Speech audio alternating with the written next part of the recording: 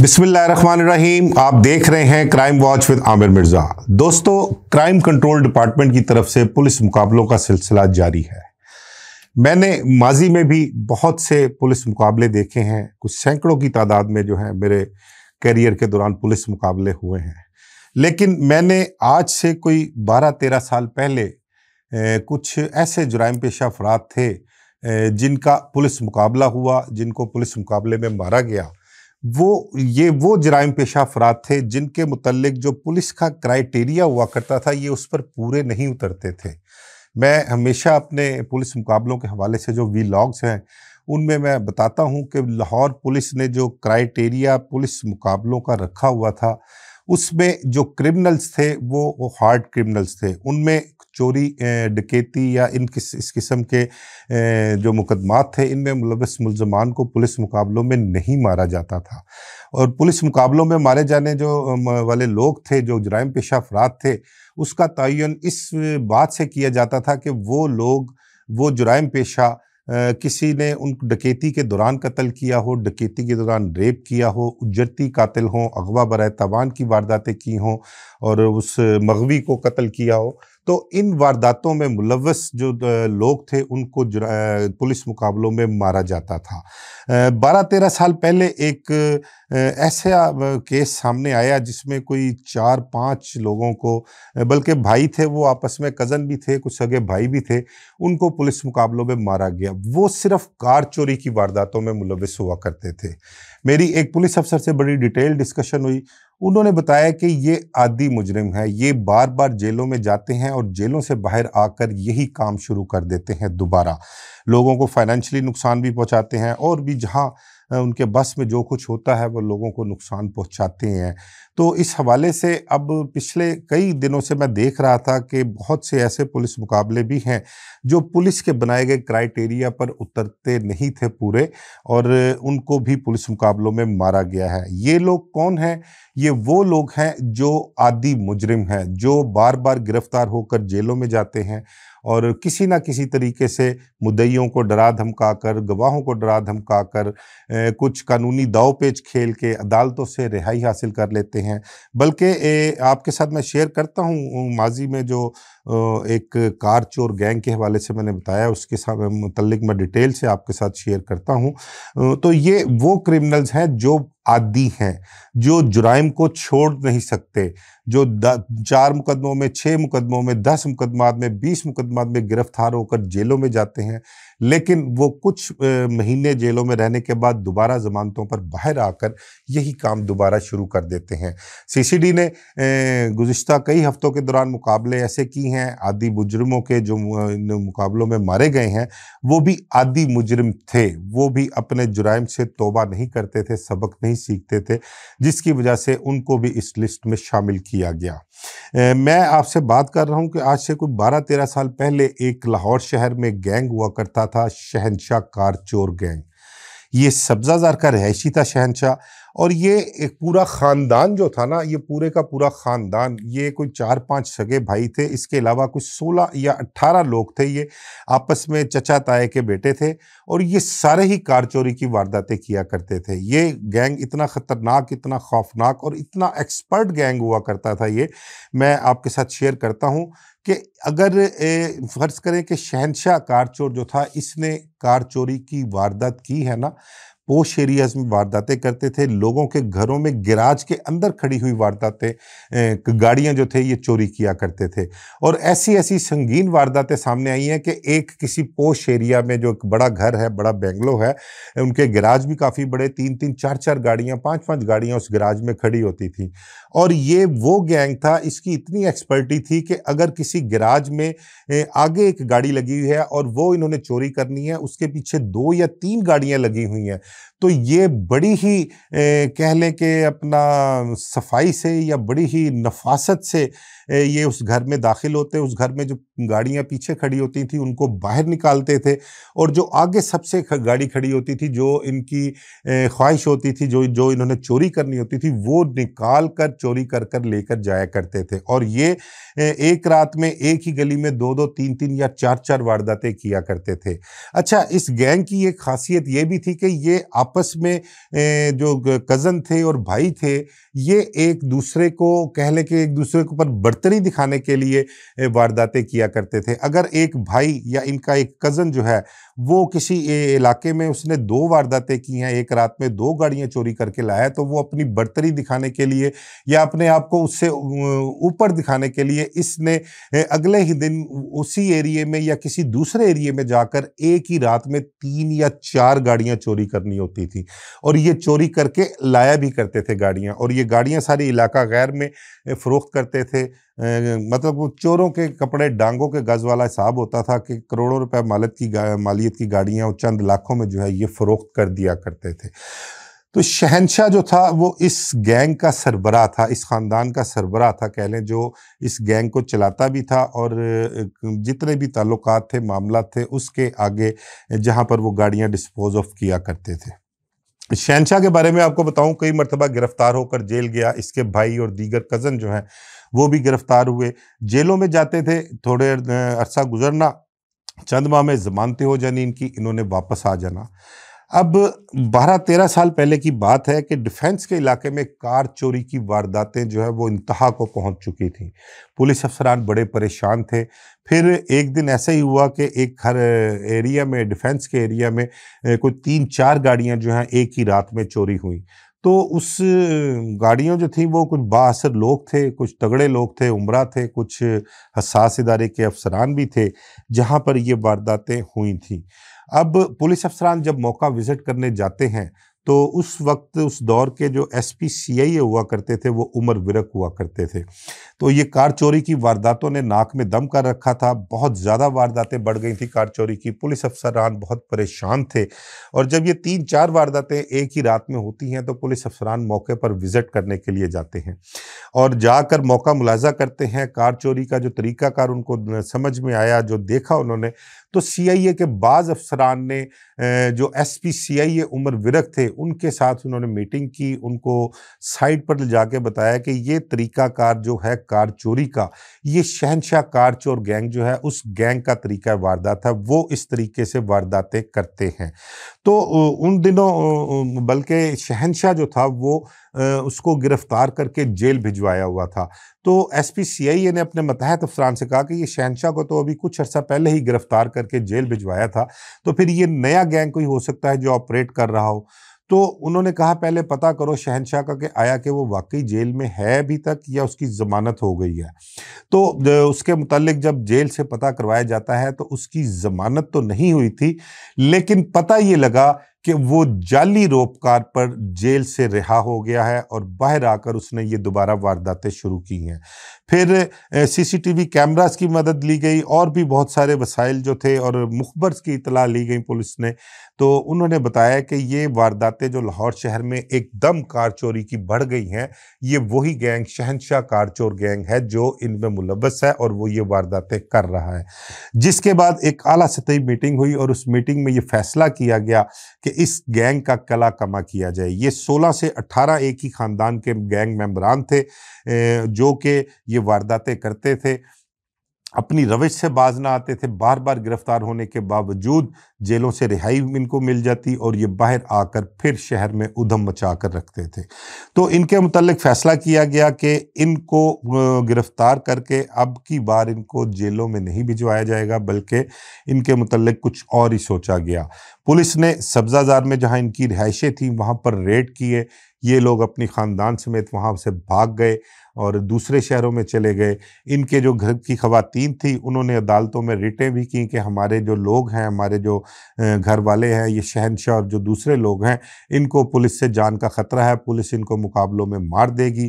काफ़ी देर तक ये मामला भी चलते रहे, बल्कि इनकी ना एक वकला की टीम भी इन्होंने बाकायदा बना रखी थी और वो वकला की टीम बाकायदा इनको सपोर्ट करती थी, इनको हर जगह पर वो फैसिलिटेट करती थी, बाकायदा पैसे दिया करते थे। ये उनको अच्छे खासे तगड़े पैसे देते थे वकला की टीम को, और वो वकुला की इनको बड़ी सपोर्ट हासिल थी। उन्होंने अदालतों में रिटें भी दायर की। पुलिस बहरहाल इनके ताक़ुब में थी, इनके पीछे थी। लाहौर से बाहर फिर इत्तला मिलती है कि ये कोई 4 या 5 भाई और कज़न जो हैं इनको पुलिस गिरफ्तार कर लेती है, और गिरफ्तार करने के बाद फिर पता लगता है कि ये मुकाबलों में मारे गए हैं। बहरहाल इत्तला हमें यही आई थी लाहौर से बाहर से कि ये 4-5 लोग जो है शहनशाह कार चोर गैंग के जो अरकान हैं, ये पुलिस मुकाबलों में मारे गए हैं। अब इनके जो बाकी 12-13 जो लोग रह गए थे इस गैंग के, वो कभी किसी दूसरे सूबे में चले गए, वो कभी किसी दूसरे शहर में पनाह ले ली, लेकिन पुलिस मुसलसल इनके ताक़ुब में रही। कोई आधे लोग पुलिस ने इनके मुकाबलों में मार दिए, कुछ गिरफ्तार भी हुए, जबकि कुछ अभी तक ताहल मफरूर हैं। कहते हैं कि इलाका गैर में या अफ़गानिस्तान में भी ये जो है मफरूरी काटा करते थे, वहाँ पर भी जी ये अपना जितना भी इनके ताल्लुकात थे, इनके लिंक्स थे, इनकी गाड़ियाँ जो थी वहाँ तक भी ये उनको फ़रोख्त किया करते थे। तो ये शहनशाह कार चोर गैंग मैंने पहली मर्तबा अपने 30-32 साल के कैरियर में देखा कि एक ऐसा गैंग जो पुलिस ने क्राइटेरिया बनाया हुआ था पुलिस मुकाबलों का, उससे हटकर जो था वो इस गैंग को पुलिस मुकाबलों में मारा गया था। तो ये वो सिर्फ कार चोरी या इस किस्म के मुकदमात में मुलव्वस थे, कत्ल, इक़दाम कत्ल, गैंग रेप या डकैती कत्ल, इस किस्म के इनके खिलाफ मुकदमात दर्ज नहीं थे। इन किस्म के जुराइम में वो मुलव्वस नहीं थे, लेकिन नाक में दम इन्होंने इतना कर रखा था, लोगों को फाइनेंशियली नुकसान इतना पहुँचाते थे, लोगों के घरों में बेखौफ होकर और अपनी एक्सपर्टीज दिखाया करते थे। 3-3 4-4 गाड़ियां एक ही रात में चोरी किया करते थे ये। तो ये इस गैंग का भी खात्मा उस वक्त सीआईए ने किया था। अब जब सीसीडी क्राइम कंट्रोल डिपार्टमेंट बना है, उन्होंने स्टार्ट तो लिया जो हार्ड क्रिमिनल से, जो संगीन नौयत के मुकदमात में मुलव्वस थे, उसमें गैंग रेप ले लें, डकैती के दौरान रेप ले लें, डकैती के दौरान कत्ल के वाक़यात ले लें, फिर उसके अलावा उजरती कातिल जो हैं वो ले लें, अगवा बराए तावान की वारदातों में मुलव्वस मुलज़मान, जैसे अपना फैसलाबाद में गुलफाम शाह गैंग का सफाया किया गया, फिर रावलपिंडी में जेहलम में वो एक जाका फौजी जो है वो मारा गया, रावलपिंडी में 2 अपना अगवा बराए तावान के मुलज़म जिन्होंने $5 लाख तावान लिया था उनको मारा गया।